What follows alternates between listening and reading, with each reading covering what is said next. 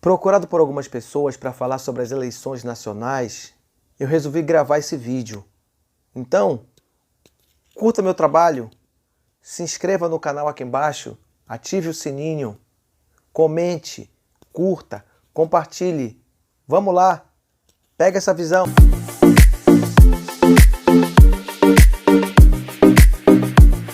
Em 1979, 80, o Partido dos Trabalhadores foi fundado. O objetivo do partido era, teoricamente, ajudar os trabalhadores, construir uma alternativa à democracia que vinha chegando. Mas o que está por trás disso e que você vai saber agora é o seguinte: a anistia prometia trazer ao país de volta Leonel de Moura Brizola.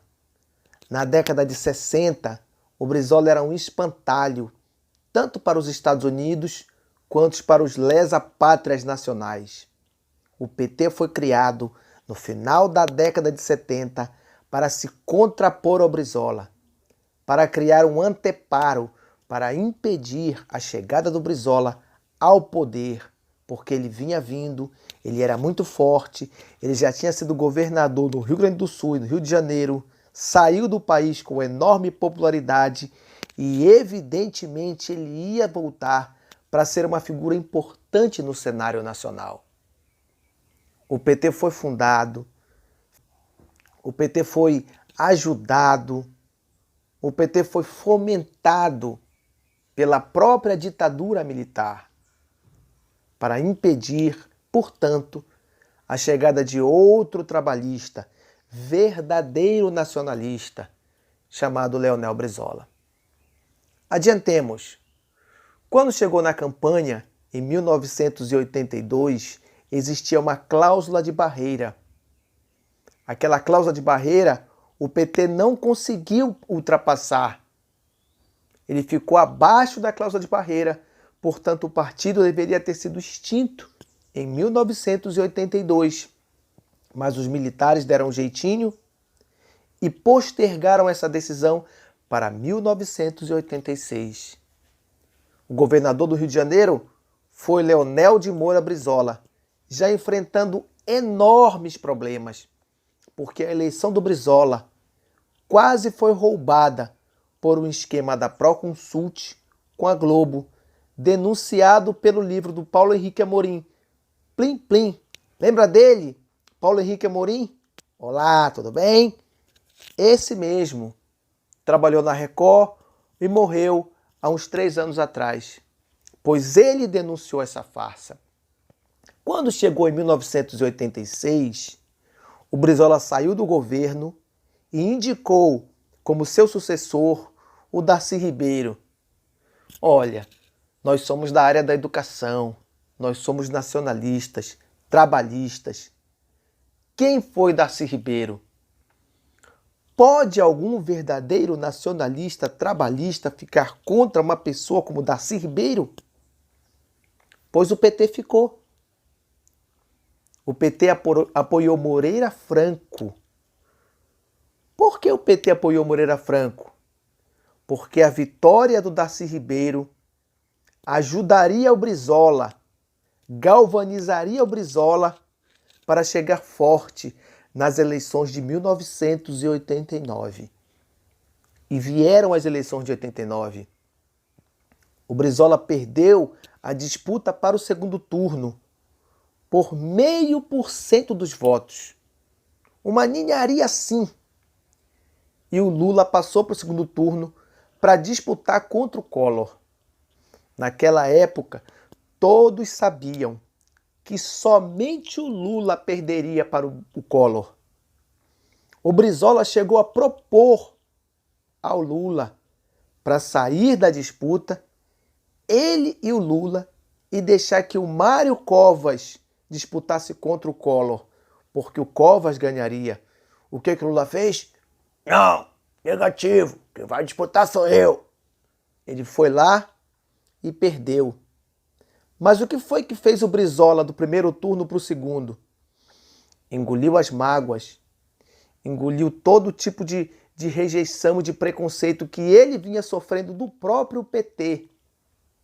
e apoiou o PT no segundo turno. O resultado todos nós sabemos. O Collor ganhou e foi um desastre.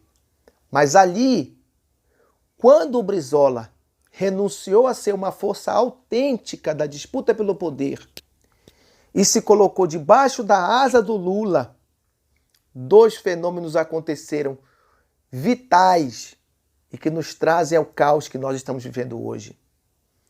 O Brizola nunca mais foi o mesmo. Ele ficou sempre à sombra do PT.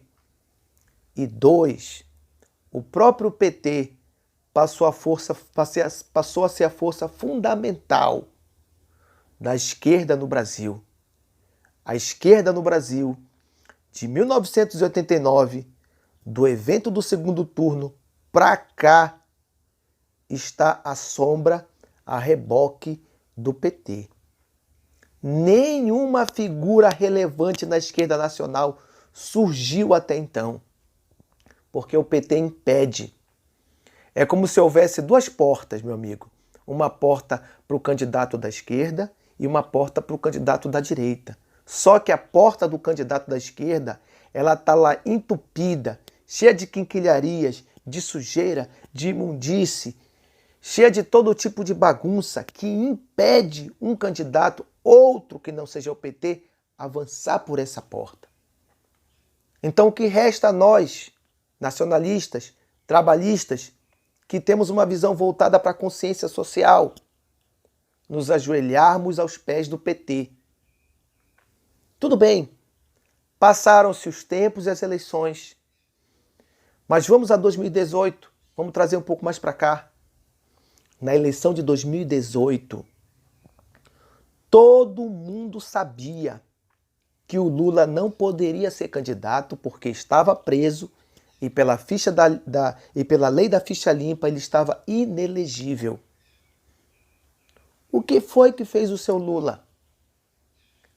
Ele disse aos quatro cantos que ele próprio seria o candidato, quando todo mundo sabia que ele não seria candidato e se fosse candidato ele iria perder para o Bolsonaro, porque o antipetismo era muito forte em todo o país.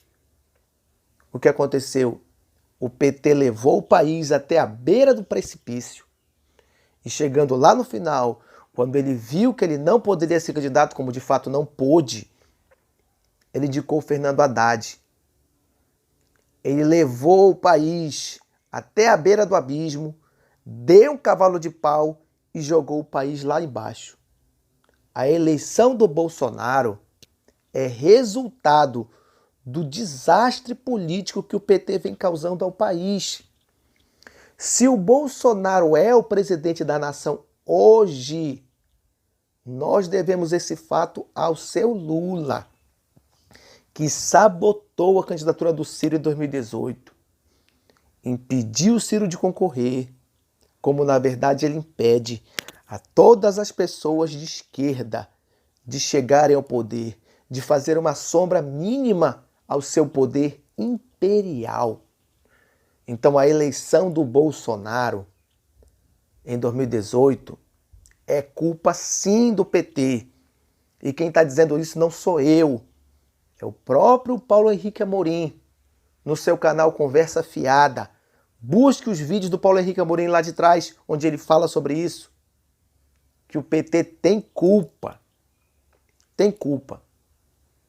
O governo do Bolsonaro, de 2018 até 2022, o PT não assinou nenhum pedido de impeachment. O Lula não assinou nenhum pedido de impeachment. O Lula se imiscuiu de todas as discussões contra o Bolsonaro. Por quê? Porque eles queriam que o Bolsonaro desastrasse o país, para que agora, no segundo turno, toda a população brasileira se tornasse refém do PT para impedir a vitória do Bolsonaro. Então, tudo que o PT faz é de caso pensado. Ele não pensa no país, ele pensa no próprio poder. Destruir o país, pouco importa, contanto que eles voltem ao poder. Eu poderia engolir tudo isso se eu de fato houvesse mudança real. Mas quem manda na economia do país com Bolsonaro é o Paulo Guedes. E quem mandará na economia do país com o PT será Henrique Meirelles. O que, pelo amor de Deus, muda para o trabalhador brasileiro trocar Paulo Guedes por Henrique Meirelles? Você sabe quem é Henrique Meirelles? Henrique Meirelles trabalhou no Banco de Boston. Ele veio do Banco de Boston diretamente de helicóptero para trabalhar no governo do PT, lá em 2002. E vem trabalhando e vem vindo. Quando saiu a Dilma, o Henrique Meirelles continuou no governo Temer. O teto de gastos, que esmaga o trabalhador, que esmaga a educação, a saúde, a segurança e que transfere dinheiro aos bilhões para o rentismo, foi obra do senhor Henrique Meirelles. Ele no governo Temer, veja só como esse camarada não sai do poder. Ele no governo Temer que estabeleceu o teto de gastos.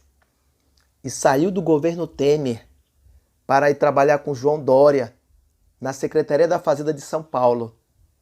Agora veja aí, você, professor de São Paulo, dê sua opinião. O que foi que o governo Dória fez pelos professores em São Paulo? Como foi a gestão financeira do senhor Henrique Meirelles à frente da Secretaria de Finanças em São Paulo? E agora esse sujeito, que não sai do poder, que vive agarrado com o liberalismo, é diferente do Paulo Guedes? Aqui, ó, conta outra. Pra cima de mim, não. Henrique Meirelles é igual ao Paulo Guedes. Ele não vai revogar o teto de gastos. Ele não vai retomar a Petrobras. Ele não vai fazer absolutamente nada, revogar as coisas que o Bolsonaro fez. Ele não vai desfazer. Para mim, dizer que não vou votar no Bolsonaro é óbvio que eu não vou. Mas no Lula também não vou votar. O meu voto é nulo, porque eu não vou sujar as minhas mãos apertando lá os números na urna. Essa mão aqui que você está vendo, ela apertou as mãos de Leonel Brizola. Portanto, eu não me rendo, eu não me entrego, eu não aceito nenhum tipo de terrorismo que venha me obrigar a escolher entre o coisa ruim e o coisa pior. Eu estou, como diz o Cabo Daciolo, em busca de uma alternativa. E uma volta ao passado não é alternativa para mim. Meu nome é Nelson Mendes. Compartilhe esse vídeo, espalhe, curta, comente, deixe o seu like, inscreva-se aqui no canal. É muito importante para nós atingirmos massa crítica para que a nossa voz possa ser ouvida por mais pessoas. Eu sei que eu sou só um, mas eu represento os interesses, os sentimentos e as ideias de muitas pessoas. Vamos juntos! Pegou essa visão? Até lá!